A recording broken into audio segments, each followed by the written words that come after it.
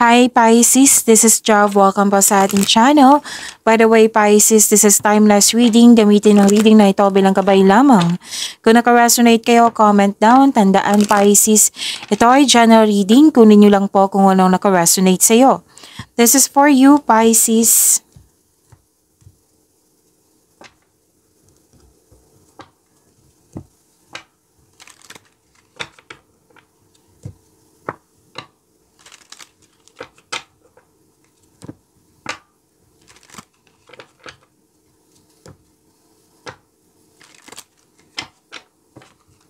Para po ito sa iyo, Pisces. Ngayong October 15 to 31, 2025.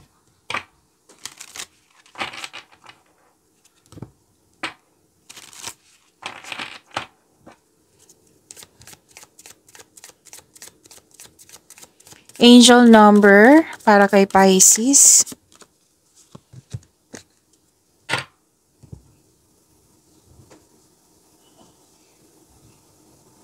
Angel number 8. Yes, angel number 8. Sabi po dito, your talent for setting and reaching goals is like no other. You are self-sufficient and capable of achieving your ambitions. Representing the, what is this? Okay, representing the flow, the infinite loop of creation. So to attract more blessings, let us say the power affirmation. Let us say, I am successful. Again, to attract blessings, let us say the power affirmation. Let us say, I am successful. So this is a sign of abundance, prosperity, and success. So this is symbolizing a cycle of giving and receiving. Wow. It represents financial well-being, personal power, and the ability to manifest goals and turn challenges into opportunities. So wag kayong mag-alala sa challenges na yan ha, kasi it will turn into opportunities.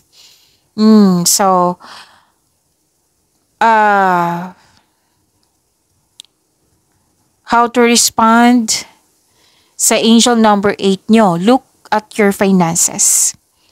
Okay? Consider how you can attract more financial abundance or mag-focus kayo sa pag-achieve ng goal mo.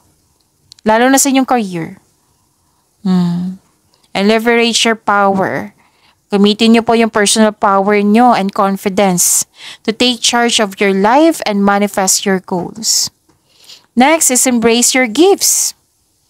Okay, embrace your gifts. This is reflect on how you could on how your connect. Ayusin ko lang. Reflect on how your unique gifts and talents can be used for a greater purpose. Okay? So next is be open to the flow. Be open to the flow, be aware of the cycle of giving and receiving, and remain open to opportunities that may come your way. Actually, this is opportunities, abundance, lalo na sa career and money nyo. Okay, prosperity po ito. Prosperity is yours. So let us say, I am successful. Okay, so that is an angel number 8. Maraming salamat po sa inyong patuloy na suporta, sa mga nag-donate, sa mga hindi nag-skip ng ads.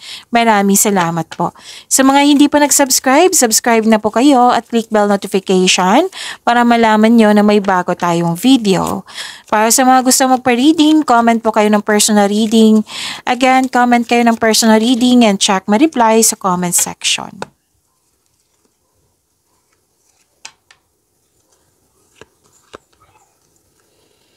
Wow, may support dito. Actually, this is pwede support to galing sa inyong mentor. Pero most likely, parents, elders, yung marami ng experience sa buhay. Nang dahil sa support nila, Nagbigay kasi sila ng wisdom message sa iyo. Nang dahil sa support nila, na-motivate ka. You have the power na-increase yung confidence mo, you're taking action with courage na. So, pwedeng nag-observe kayo sa isang bagay, sa isang tao, or sa isang sitwasyon. Or di kaya may tao dyan na mahilig magmanipula, so umiwas po daw kayo sa toxicity. Sabi ng yung card Pisces. And oo, umiwas kayo, lalo na sa chismis, umiwas kayo. Alamin nyo muna kung totoo ba yan or hindi, Pisces. And may exciting na ganap, may nag-uusap dito na magkakapatid.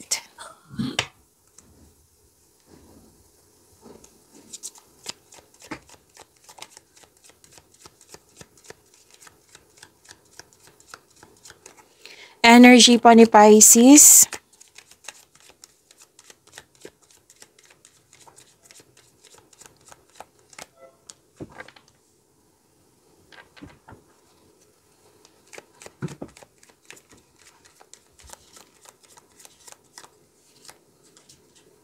Ganda, Pisces. Successful indeed. Dalawang card na ito, oh.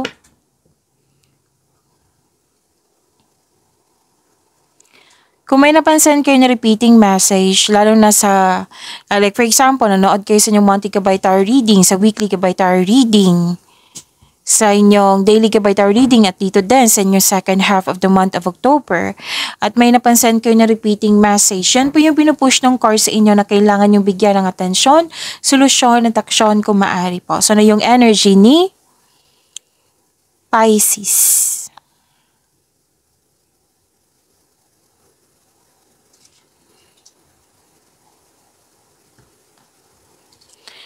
Wow. Satisfaction and abundance. Yan din yung sabi ng angel number 8 nyo po. Malapit nang matapos or natapos na. And after nito, magbabakasyon kayo. Okay, Pisces. Thankful ka sa mga biyayang natanggap. You have overflowing abundance. Successful and satisfied ka sa buhay. So this card asks you to relax, enjoy yung achievement nyo, share your good fortune to others, and your generosity will always flow back to you. Yes, love and happiness overflow. Ang ganda nito, Pisces. Sobrang satisfied nyo po. So you deserve, sabi ng card, deserve mo, Pisces, na mag-relax at mag-enjoy.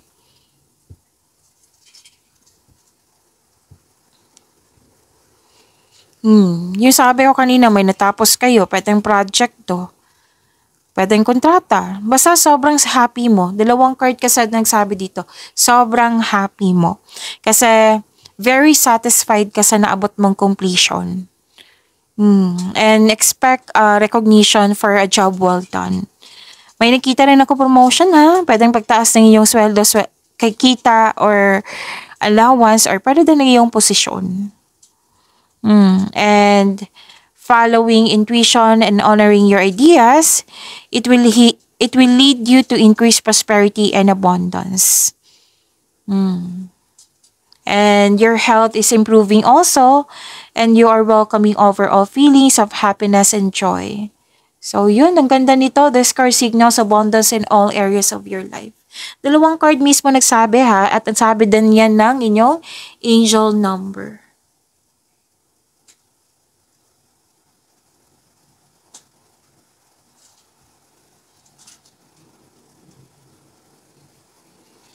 So this is fulfillment, completion of cycle. Dalawang card na mismo nagsabi niyan. Granted yung manifestation mo. May fulfillment sa pangarap. May kasiyahan at kagalakan sa mga bagay ukol sa pamilya at kaibigan. Pwede din grupo ng tao. So this card focus on achievement of a level of love and success na nagbibigay sa iyo ng katahimikan, satisfaction at pasasalamat. Ang ganda ng cards nyo. Claim nyo po, Pisces. Sobrang saya mo. Some of you nga, sobrang saya nyo kasi gusto ka rin ng taong gusto mo. May nagbigay ng sustento, may nagbigay ng sustento para sa anak.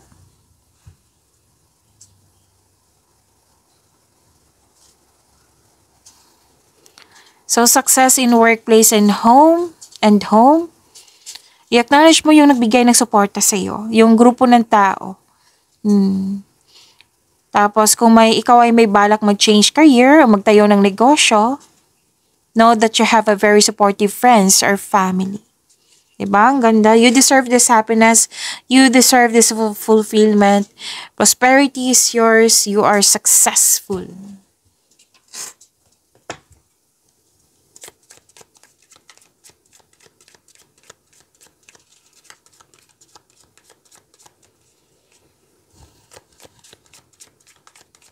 Career and money ni Pisces kay October 15 to 31, 2025.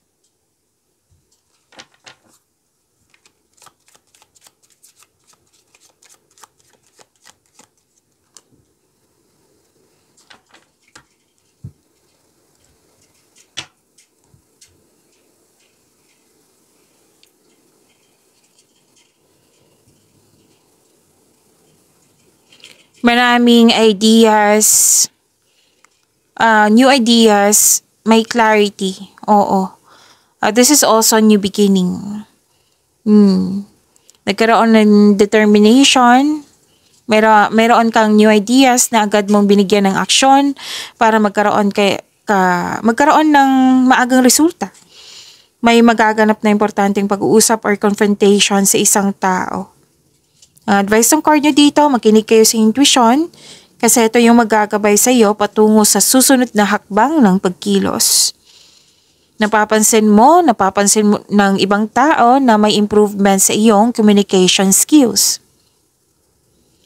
Yun po, nagkaroon ng bagong insights and clarity kung paano pa improve ang iyong kaperahan or project. Sign din ito sa mga gustong magsimula ng negosyo. So this is a go signal. Or yung promotion, yung pag-level up, this is a go signal also. So, kailangan ng aksyon. New ideas na may aksyon.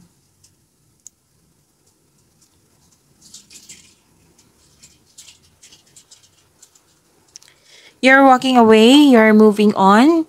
Pwede ready ka nang iwan yung kasalukuyang mong trabaho kasi gusto mo magkaroon ng growth, or di kaya may papalitan lang kayo sa mga ginagawa niyo dyan para mas maging madali, para mas maging magaan, mas effective, mas magkakaroon siya ng growth, mas mabilis. Oo, basta action ito, ideas na may kasamang action kasi you want growth. Okay?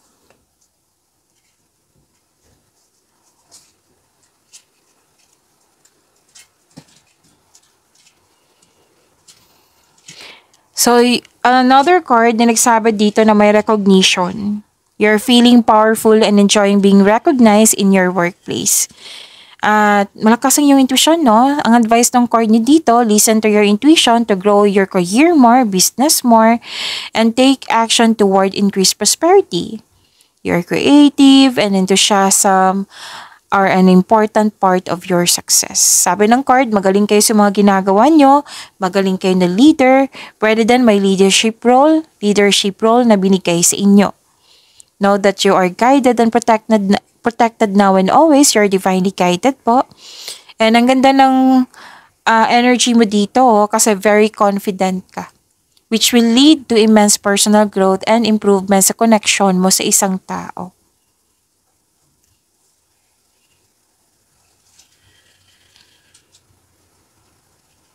Yun po ha, pag-change career, paglilipat ng workplace, or may babaguhin lang kayo dyan. Pwede din may end of contract.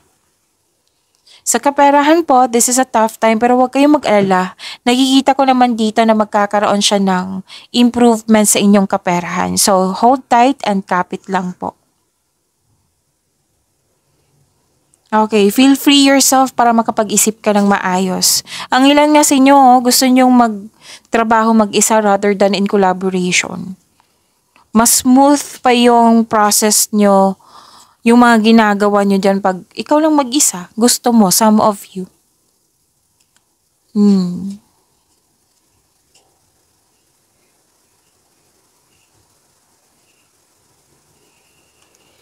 May namuong, some of you, may namuong romance sa workplace mo or yung partner mo ay katrabaho mo po. So this card also means may makipag-business partner sa'yo or makipag-teamwork sa'yo.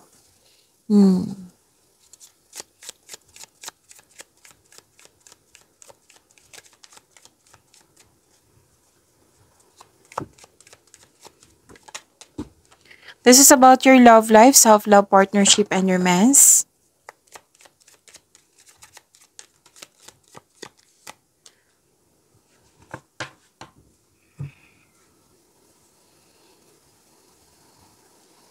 Okay, may parating na romantic partner para sa mga single.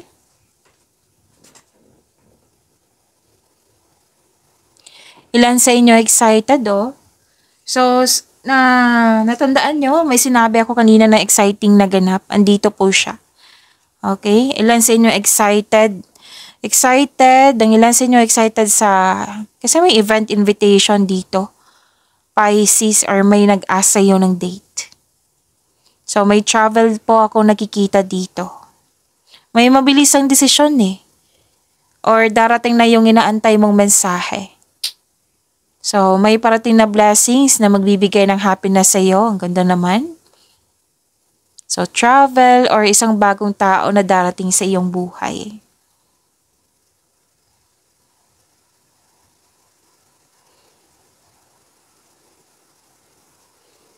Nakita ko rin dito na nagkaroon po ng...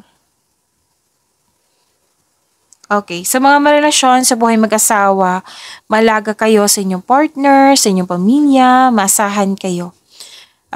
May advice ang card nyo dito na magtiwala at magbuo kayo ng lasting partnership. Oo, pwede din may nag-alaga sa iyo ng mother figure or di kaya kayo ito.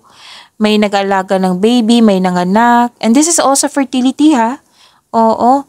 And may nag-decide din dito na magbuo ng family. And you have abundance in life. And dito pa rin yung abundance po. Pisces, you deserve this.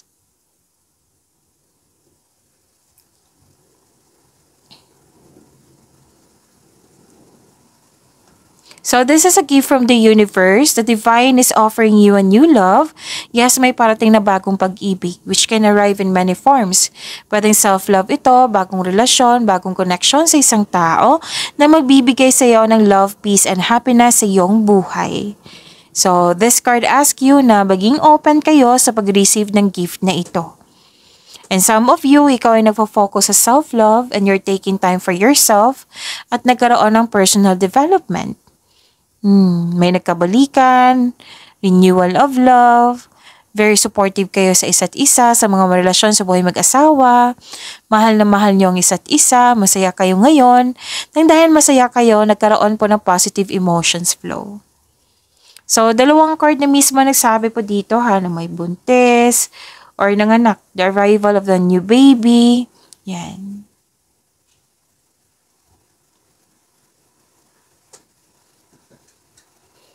May hope and healing din ako nakikita dito. Lahat kayo, single ka man, may relasyon sa buhay mag-asawa. Hope and healing.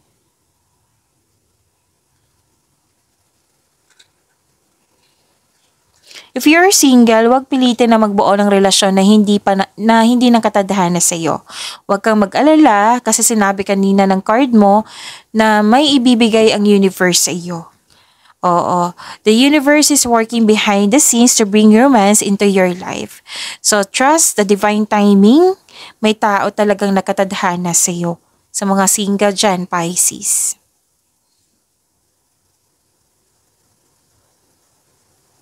Sa mga marelasyon sa buhay mag-asawa, may emotional intense na mangyayari.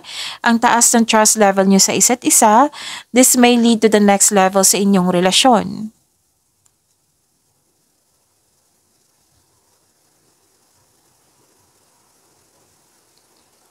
May magpapatayo ng negosyo, bahay, or this is about celebration. May celebration kasi ako nakikita dito. Pwedeng kasal, monthsary, anniversary, birthday, or achievement. Basta po, kitang-kita ko yung happiness mo dito. Kanina pa, lahat ng cards mo, happiness. Okay, so ang ganda po. So, you deserve to celebrate this success and oo, kasi may celebration eh. And maganda to kasi it will increase the flow of positive opportunities sa iyong buhay. Ang sabi ng card, you deserve to celebrate your success. Pwedeng makakatanggap kayo ng mana, pension, recognition. May travel talaga akong nakikita dito. Pisces. Pagyamanin niyo po yung blessings na binigay sa inyo, Pisces. See you tomorrow. Maraming salamat po.